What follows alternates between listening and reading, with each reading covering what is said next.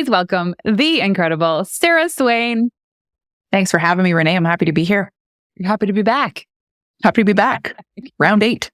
Yeah, literally. We tried another platform. It didn't work. So this is about, it's funny enough, we're talking about grit and failure. And if something doesn't work out, you got to keep pushing through.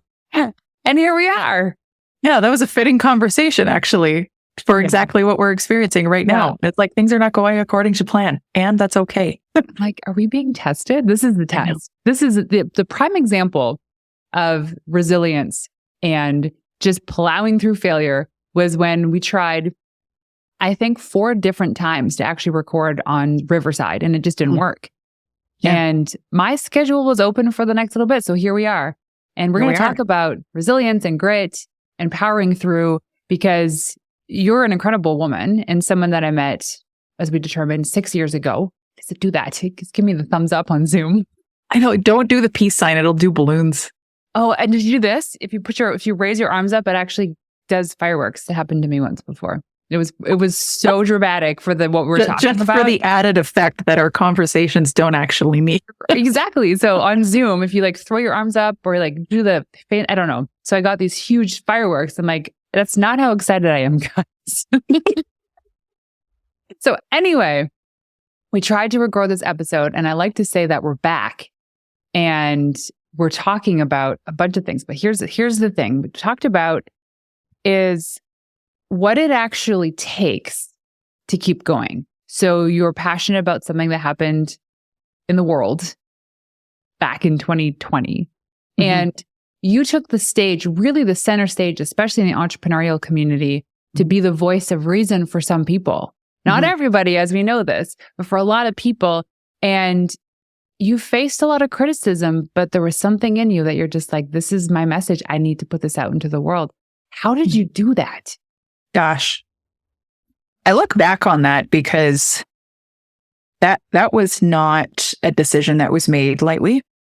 There is very much a risk analysis involved, especially coming off the coattails of what I refer to as the peak of cancel culture and the terror that business owners and personal brands felt and were feeling at the time, and truthfully still feel to this day, on whether or not they're safe to be able to speak their truth if it is challenging the popular narrative. And what was really breaking my heart is I felt like I was alone.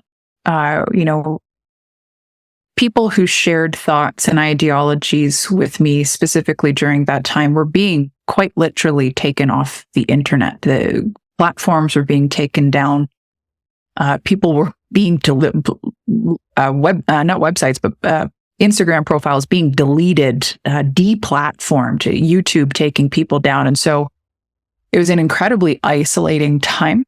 And I was just hoping that I wasn't the only person who saw what I saw, felt what I felt, believed what I believed. And the heartbreaking part of it was knowing how damaging this was going to continue to be, specifically for business owners and personal brands, if someone didn't say something.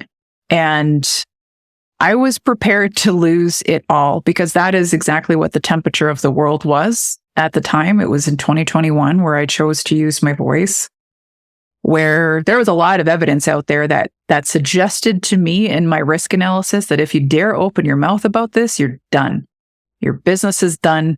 Your brand is toast. Your reputation is gone.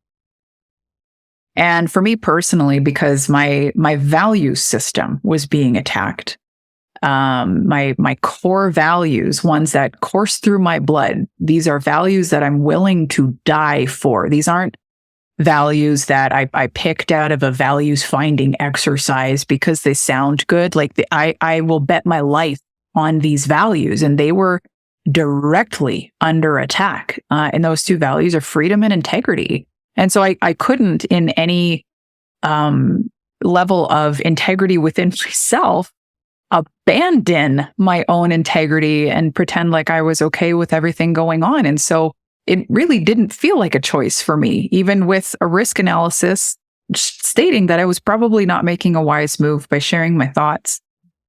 And so I remember the day vividly. It was in June of 2021. I screenshotted my little tiny Instagram account. At the time, I had 1,333 followers. And I sent it to my ops manager because I had team discussions. I said, letting you know that I'm choking on my words and I cannot live with myself another day if I don't say something. And we may not have a business here in the future. And, I got my team's blessing to do what I needed to do, because I also couldn't lead the way that I needed to lead. I felt completely discombobulated. I couldn't show up authentically. And so everything was being compromised anyway. So I'm like, well, I'm kind of in a damned if I do, damned if I don't type of situation. And so I chose to speak my truth and trust fiercely that regardless of what happened, that I was going to be okay, that I would figure this out, that I'd be able to come back from however bad it got. And to my surprise, the opposite started to happen. That's not to say that I did not receive backlash and that I didn't have people in my own community, a lot of friends. I lost a lot of people in my life in that period of time. Most of them went silently. They just stopped talking to me. They didn't really make themselves known on their way out the door, as a lot of people do in the comment section. But it was very, very lonely there for a while until my message started finding the others. And my publishing house in particular was the one that I was the most afraid of, because what I was seeing on people's feeds suggested that there was 0% tolerance for people like me. And so knowing that I would be speaking out in contradiction to my own authors, that was a big pill for me to swallow, that I had created a place for people to feel safe in sharing their truth and sharing their stories. But I didn't feel safe to do the same in the very community that I had built. And so all of these, light bulb moments going off for me, showing where I had misalignment in my business, showing where I had linked arms with the wrong people in many situations, whether that's friends or professionally speaking.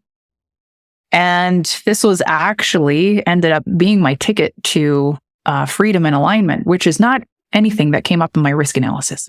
Looking back on that now, I'm like, this is your ticket to freedom and alignment, is being yourself in your personal brand and allowing people to misunderstand you and trusting yourself to keep speaking the way that you want to speak anyway, covering the things that you want to cover, running your brand how you see fit, being okay with not having certain brands sponsor you, being okay with influencer deals falling through the cracks, being okay with all of that. That's your ticket to freedom and alignment in how you do business and who you get to do it with. So on the other side of that day in 2021, we're now several years past that, it's clear to me that our fear of not being able to come back from online attacks or from people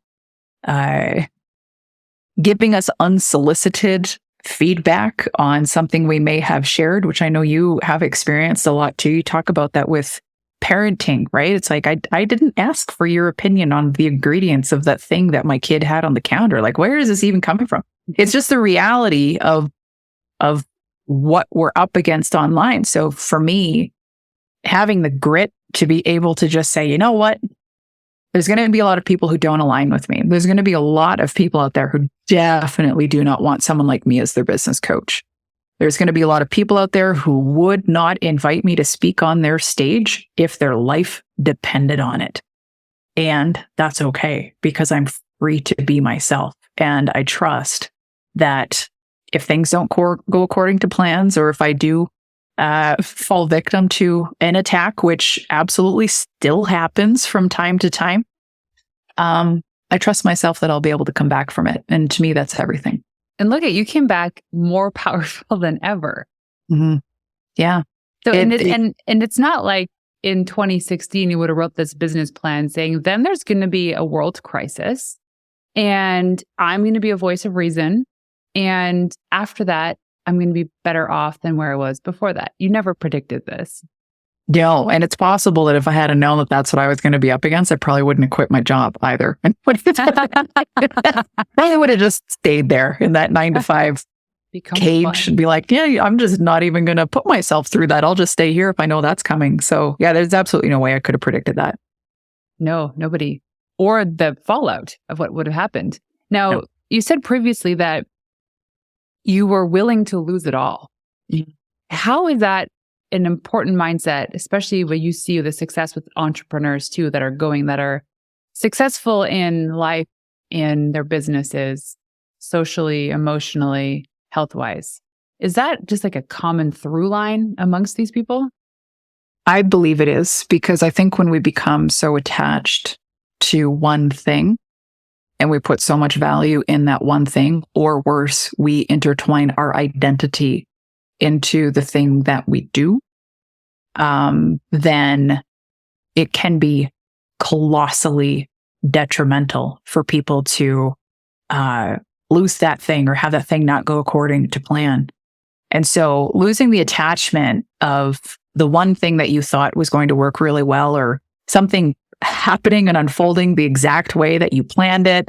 If you're a January planner and you have your whole year mapped out from January to December, and all of a sudden worldly things happen and your entire target market and demographic flips on its head. Everybody's priorities change. Everybody's values change. Like, there's so many things that in our volatile world can create such upheaval that if we're attached to any one thing, then it's very difficult for us to look at all of the other possibilities and see all of the other solutions when we're so hell-bent on one. So for me, being willing to lose it all, I think, is a powerful asset as an entrepreneur, because I think true entrepreneurs recognize that opportunities are limitless. There's no end to what we can do as entrepreneurs. There's no end to our creativity. There's no end to the solutions that we can bring into the marketplace.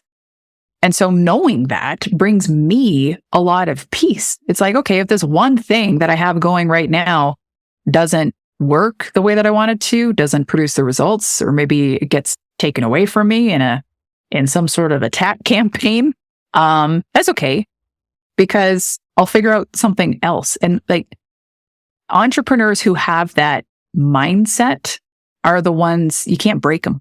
You can't break them. They'll never quit. They'll never walk away from entrepreneurship. They don't have a plan B. They don't have if this doesn't work out, then I'll go back into corporate. There isn't that option for me, in my opinion. So for me, that's a lot of security that I possess, because it all comes from within me. And as long as I've got me, I'm going to be okay. So we often tie in and weave in so tight our identity to what we do. Mm-hmm. Like when I had my last PR agency, that's like, I became the successful PR agency owner that worked with funded technology companies. And that's who I am, because I loved the accolades. I loved the attention of being the go-to source. Now, all this identity work is important because you said it yourself. Identity isn't about what you do. It is who you are. And this reminds me of the time that I went to this killer mastermind a couple months ago, and I sat in a room with brilliant minds, people whose books I read and courses I took. And I sat there thinking, how am I going to give these people advice on their business? Because I haven't achieved what they've achieved. Mm-hmm. And I always say to myself, the best advice comes from those who have successfully done it before, mm-hmm. which is mostly true. Mm-hmm. So I sat there thinking, why do I get to be here? Why do I deserve to be in this spot when I know there's so many other people that should be here? And then it was actually the group that told me the answer to that question. It was, Renee, you're not here because of what you do. You're here because of who you are. Bingo. And I was like, but I'm just, they're like, no, Renee, you're nice, you're funny, you're charismatic. People want to be around you. There's this natural energy you have that makes people feel better about themselves. It's a gift. So now I connect my identity to that. And then I created standards for myself by way of saying, every room I leave from this day going forward has to be in a better position than it was when I arrived. And even if that means going in to grab a coffee at Starbucks and I have a little exchange of words with the barista, or I help somebody with a kid, or whatever it is, to intentionally do that, it's a little bit hard at first, but then it just becomes second nature. Mm-hmm. And so my identity is now who I am, not what I do. So that means I can do anything. I can pivot to be making the world's best water bottles. It doesn't matter. Yeah. Because people will trust that, hey, Renee is the girl that can do it, so she can do anything. Sarah is the woman that can speak up about anything, and she can go and crush it. Mm-hmm. How can you, what advice, because I'm sure that you coach a lot of people, especially women on this, how can you teach them to separate their identity from what they do to who they are? For me, everything comes down to freedom and whether or not you are actually free within yourself. Freedom has become a buzzword over the past few years, but largely in the context of government overreach. And what a lot of people are failing to recognize is that, yes, we can squawk about government this, government that. We can argue over politics. I mean, it's an age-old thing, right? But let's be really honest about the freedom that we're actually allowing ourselves to have, our birthright freedom. So we're not talking about Bill of Rights, Charter of Rights, legislation, law, mandates. We're not talking about any of that. We're talking about your God-given rights, your God-given freedom. And are you actually allowing yourself to have that? Yes or no? How do we know that we're not? You'll feel it in your body. You will feel it in the people that you surround yourself in. You'll feel it in your ability to converse with others fluidly, freely, naturally, comfortably, excitedly. And the reason why I'm so convicted in this is because I have the contrast of that now. And I think that people need to understand the contrast in order to recognize when they're not actually giving themselves their own freedom.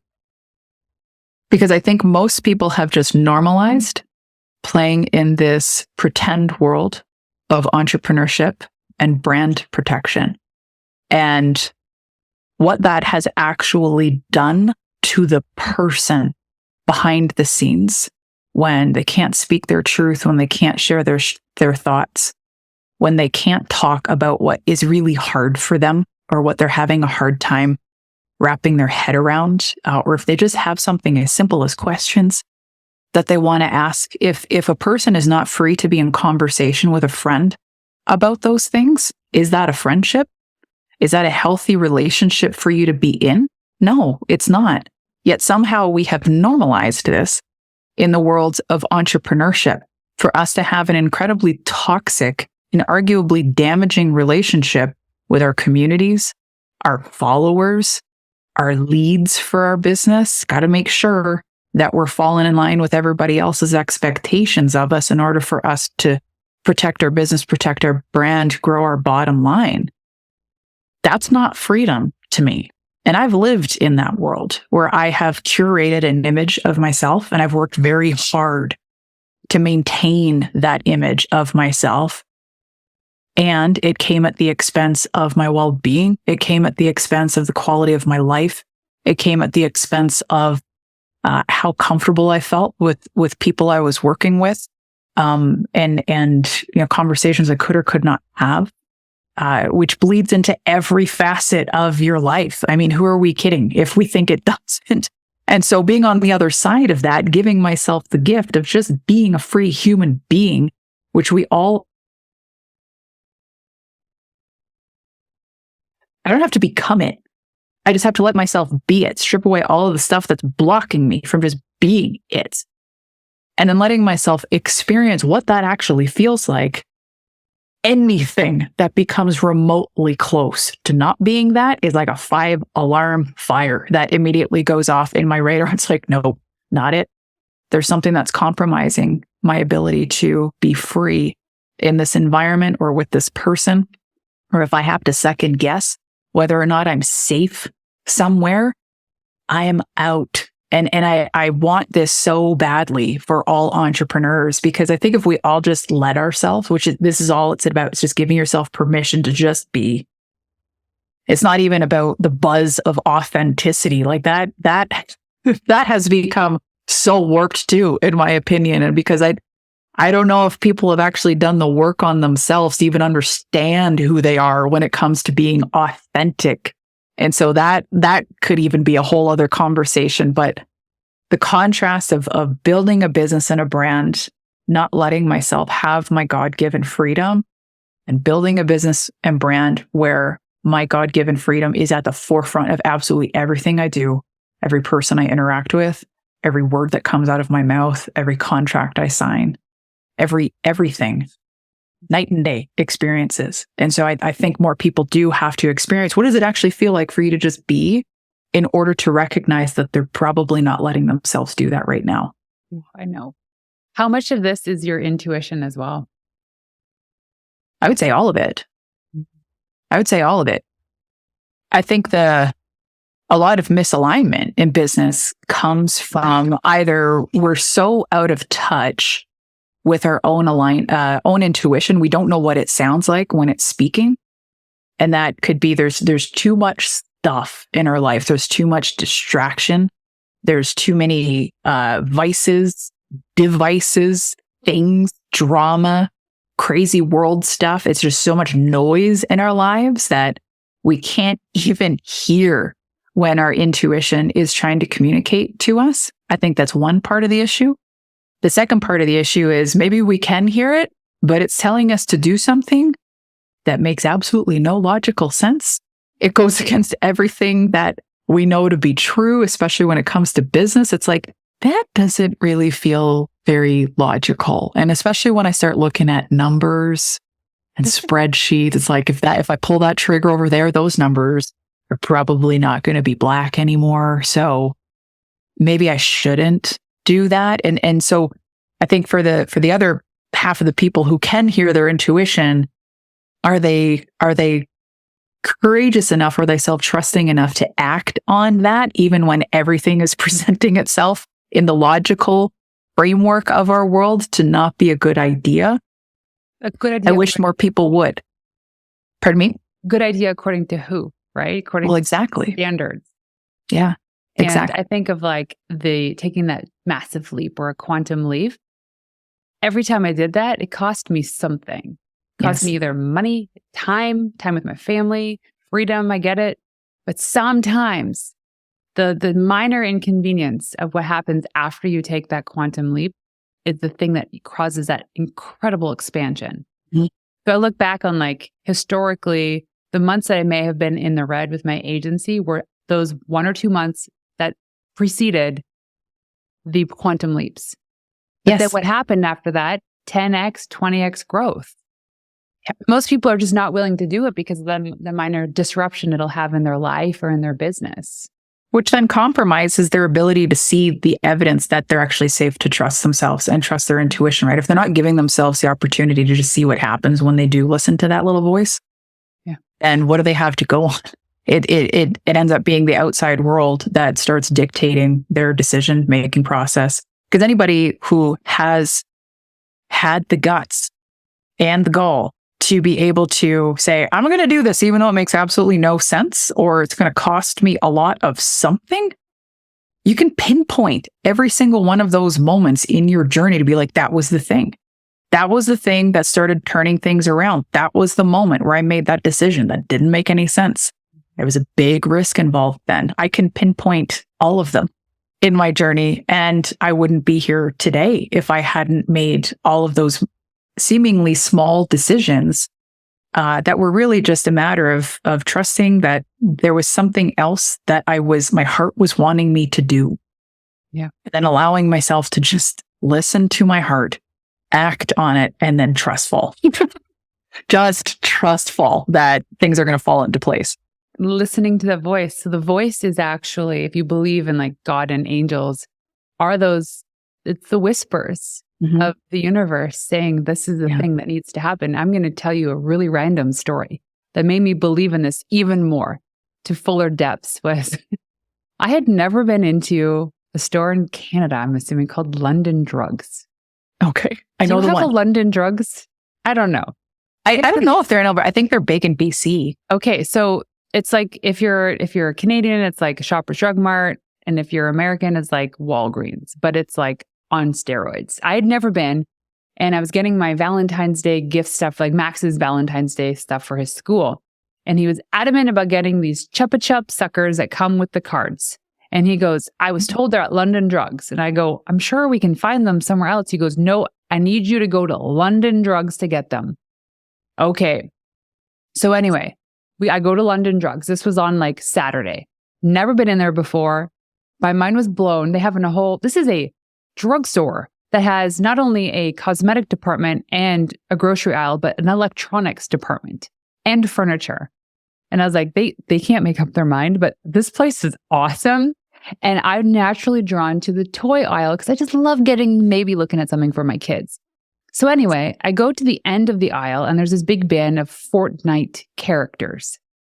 And I didn't see that they were on sale, but I was like, hey, maybe I should get some of these for the boys. And I'm like, you know what? They don't really play with this stuff anymore. I'll leave it. Why? So London Drugs, never been before, really thought hard about buying these Fortnite toys for my kids and then left. The next day, we were scrambling, bringing Noah to one play date and then Max to his birthday party for his buddy. And we're like, okay, he wanted to get a gift card. We already had we already had the card, but he needed to buy the gift card. So we had 25 minutes between drop off and birthday party to go and get the thing.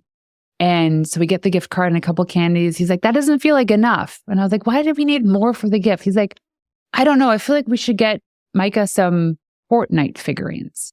And I'm like, really? This is very random that you said this because I happen to know where these are on the way to the party. So we go into London Drugs. Now I'm a regular. And I see these $9 toys on sale for 49 cents. So he bought as many as he could. And like $5 later, he's happy with his present for his friend. And I was like, calling my husband, hey, Dan, so this is how God worked for me today. I believe that it was meant to be. I was meant to be in that store to see that bin of toys because I needed that information the next day. Yeah. And we look at this in terms of our business and our personal life. Like another story was, I remember us having an issue with numbers in my business and trying to fully understand them. And Dan said, hey, you should go and reach out to so-and-so, who's a friend of ours. And she's really good at numbers. She could help you with these. And I was like, she's a friend of ours. My intuition, my gut was like, and the voice was saying, don't do it, Renee, don't do it. To show somebody your finances in your business is very personal, at least in my books. And I never did it. And it turns out that we had a falling out and we're not friends anymore. And I could only imagine what she would have thought of or even maybe done with that information. Yeah. So intuition, the voice in your head, is mostly right. Yeah. I can't tell you a time when it was wrong. Me neither. You took this chance. So I'd love to know, like, did you have those whispers? Did you have that like feeling, literal feeling in your stomach that there was something you had to do in your life or business that was just so like, this was the thing? Yeah. I'll use my MYM Summit as an example of that because yes, my business absolutely catalyzed as a result of this wild strategy of just letting myself be myself on my feed. And as a result, I ended up with this booming brand called Monetize Your Mind. And the alignment was there. It still is. It's my favorite thing. You know, I get to work with people that just feel like home, and it's wonderful. And about a few months into me creating this, I remember I was in Kananaskis with my husband at the Nordic Spa. And I had that little tink come into my mind being like, you should probably do a retreat here or something. It's like, oh, that would be fun, eh? So I put up some polls on my Instagram story being like, would there be any interest to this? So there was that little like nudge, like there's something here, you know? And then I had been back in the speaking game after, many years of not. I'd canceled my own event in 2020. So it had been a while for me that I'd been on stages and started getting invited back to being on stages. And I was like, oh man, this is what I miss. Because after I canceled my event in 2020, I vowed to never host another event again. I'm like, screw this. This is too much work. They're so freaking expensive, especially when you have to do mass scale refunds because everything's been canceled. I'm like, this is just not worth it. And I never thought I'd do another event again. And then I got back in the rooms. I'm like, oh yeah, this is what I love about events. It's the experience, it's the feeling, especially being on stage and being able to pour into everybody. Like it just lights me up. So then I'm like, then I got the little tink back again, being like, you need to not do a retreat. You need to do a big event. Like, okay, I don't really know what to do with this. And then one day, all of a sudden, intuition was like, you need to do a big event at Kananaskis. And those two things kind of collided. I was like, oh, I wonder what it costs at a venue like that. Like immediately, there was the yeah buts that come right on the coattail of your intuition, which will happen 100% of the time. That's the your ego. intuition speaks quickly. And if you're not paying attention, you'll miss it and then only hear the excuses of your ego. You'll only hear the fears as to why you can't. If you miss that little that of coming your to you. dog comes up to you and gives you a boop. The boop, like pay attention. It's the boop. Yeah, the universal boops. I love that. I'm going to use that. Yeah, so I got these universal boops, and then all of a sudden the fears were just like, no, that doesn't make any sense. Like that's a large scale event if you're going to host it at a venue of that size and at that cost. I don't know that you've got the size of community and the reach that you need and the influence that you need to have in order to pull something off of that size. And so I was working with my coach, Andrea, at the time, and I was like, I need to share this thought process with you here because this is what my heart wants to do, but it doesn't make a whole lot of sense for me at this stage of my business to be doing something at this scale. And she would always ask me what she called the $20 million question, which is really a heart check, saying, okay, well, if I put $20 million into your bank account tomorrow, would you still want to do this event? And my immediate response was, yeah, everyone would be arriving in a helicopter if I had $20 million. Like, we're not only going to host this event, we're going to like 10x this thing and make it so extreme because I would have the cash flow to do something of that magnitude. Bhutan bags for all attendees. Yeah, exactly. And then she's like, well, there's your answer. So if I had have said, no, if I had, a lot more money in the bank, then I probably wouldn't. Then there's a really good test for you to figure out, like, are you following the logic? Are you following the revenue potential? Are you following the business rules? Are you following your heart? And I was like, okay, that was the confirmation I needed. Like my intuition was like, oh, thank God, she's actually listening to us this time. And so I pulled the trigger on it. And that was the best decision I've ever made in my business, aside from me using my voice in 2021, was to let myself host that event when the numbers absolutely suggested I was taking a freaking significant risk here.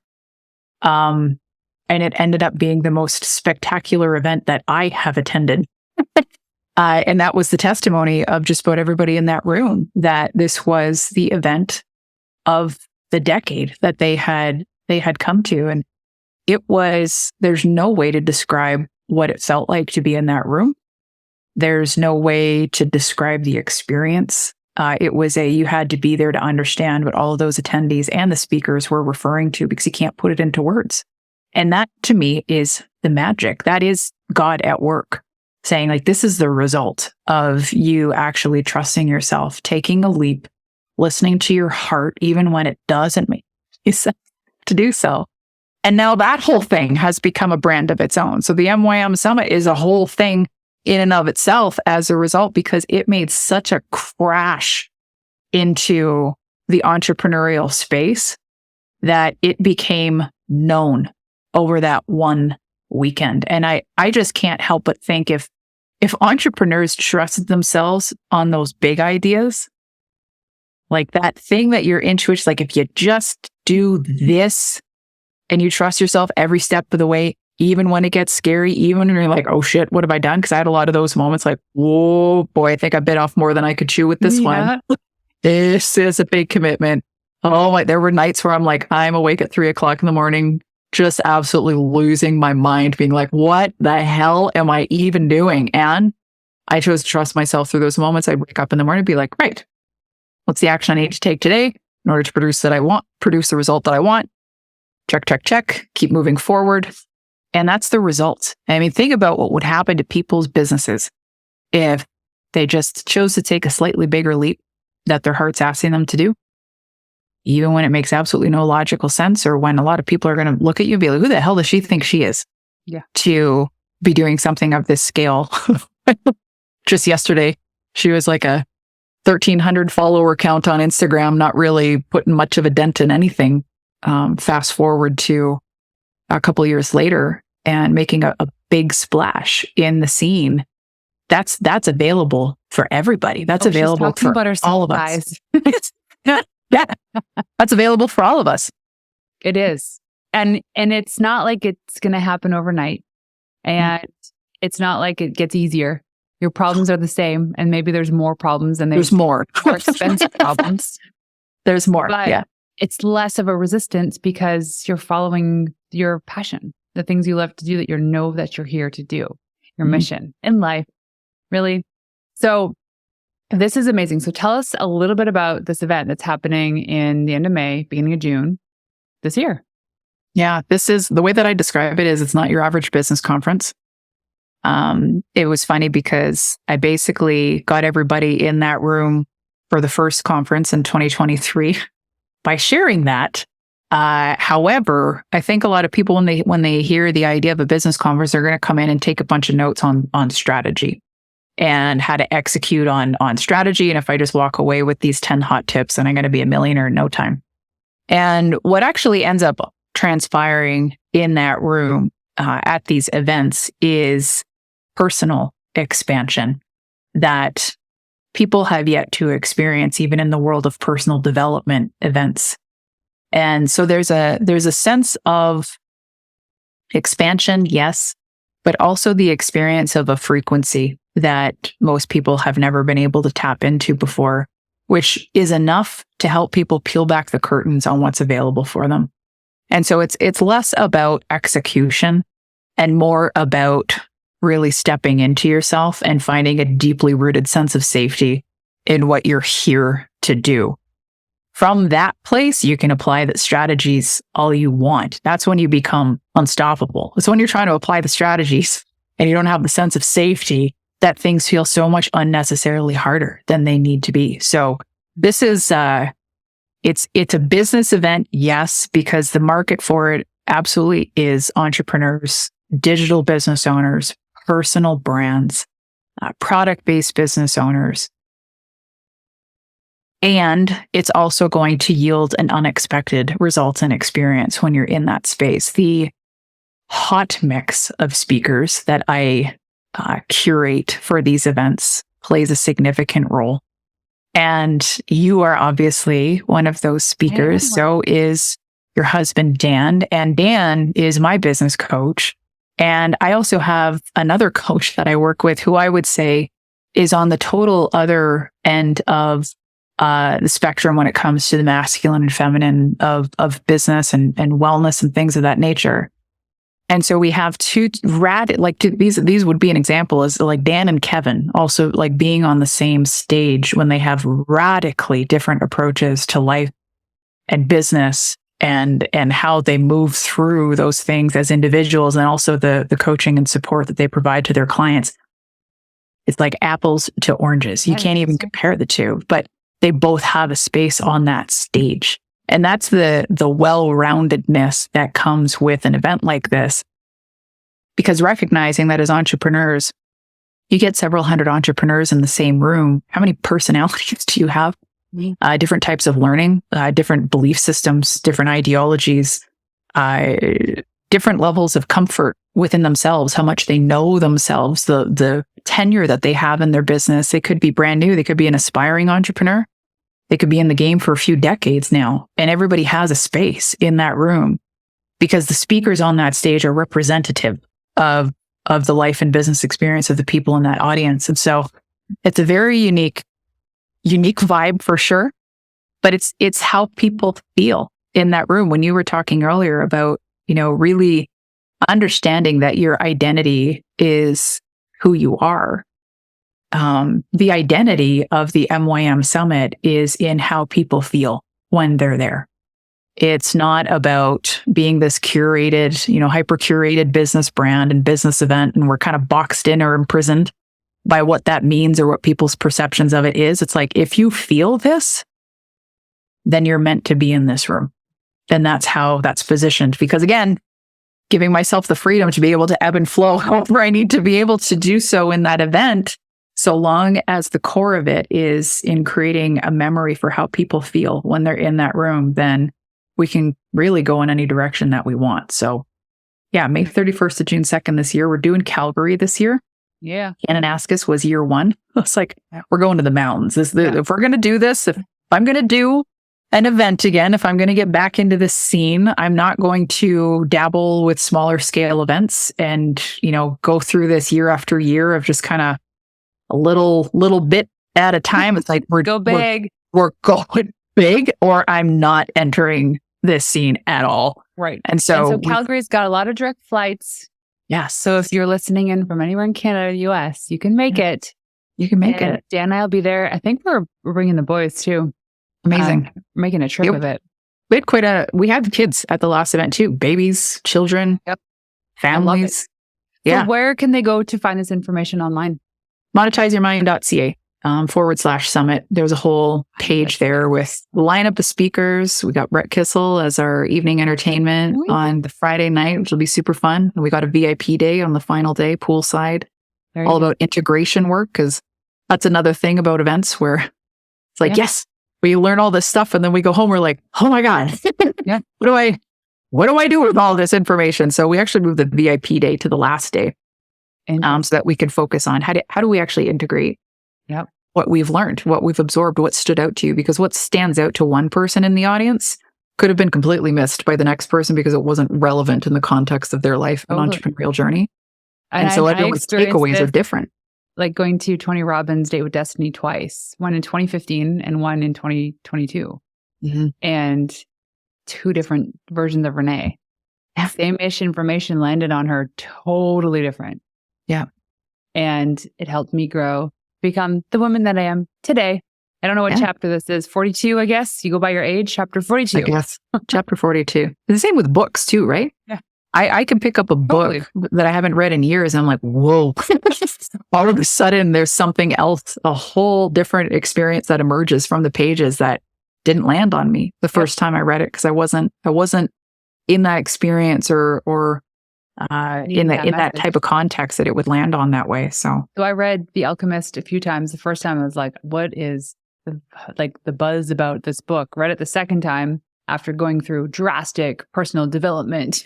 And I was like, got it this time. That was Power of Now for me by Eckhart Tolle. Yeah. The first time I read that book, I'm like, what is this witchcraft? Like, it just went right over my head. Yeah. Like, what do you mean we are not our thoughts? Like, what? What? That wasn't mine? Like, I want to have that experience. What is it now? I don't get it. And then I read it again. I'm like, oh. Yeah. Oh, that was simple. Yeah. Okay. So one last question for you.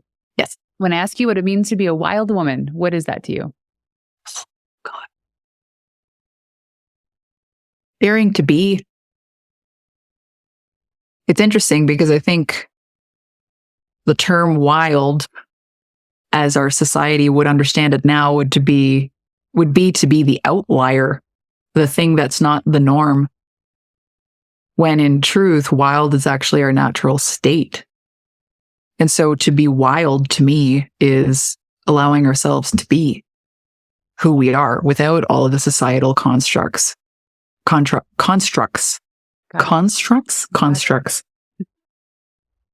Without the programming, without the pressure, without the pleasing. I don't know how we could be a wild woman and be a people pleaser at the same time. I don't know how we could be a wild woman and follow the status quo at the same time. Those seem really contradictory to me. I don't know how we could be a wild woman and be so caught up in managing our image